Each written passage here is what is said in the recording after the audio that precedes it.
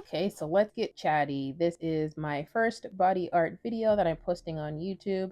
So just I could take a little bit more time and show you all what I'm doing. So I am using the Monster Liquid Latex. I don't have any actual prosthetics on hand. You could buy already made prosthetics on Etsy or other websites, but I don't have any, so I am using liquid latex, and then I am using just some regular old cotton pads, and you can rip them apart and just kind of stick them and place them where you want them. So when you put on the liquid latex, just make sure you're letting it completely dry, and then it can have a sticky feeling. So I'm going in with some powder, kind of remove that stickiness.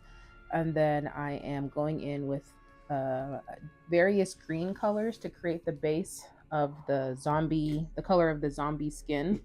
Then I moved into coloring the actual wound. The one that I'm coloring now is the initial infection bite. So this one I'm making darker and making it look more old and more aged than the other ones. And I'm just going in with various colors using an alcohol palette.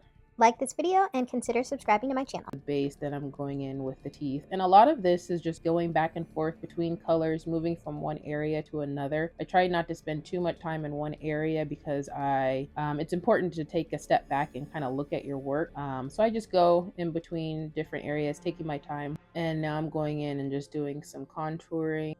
This wig, it wasn't the best wig. I think I got it off Amazon for like 20 bucks, so it was inexpensive. I didn't want to pay a lot, and the roots were not a good shade. It definitely did not complement my skin, and so I'm actually using the airbrush to kind of darken them up to make it kind of blend well with everything else. And then I did not have any fake blood, so I used some actual paint color and mixed it with some aloe vera gel. This is the final look. Let me know what you think in the comments.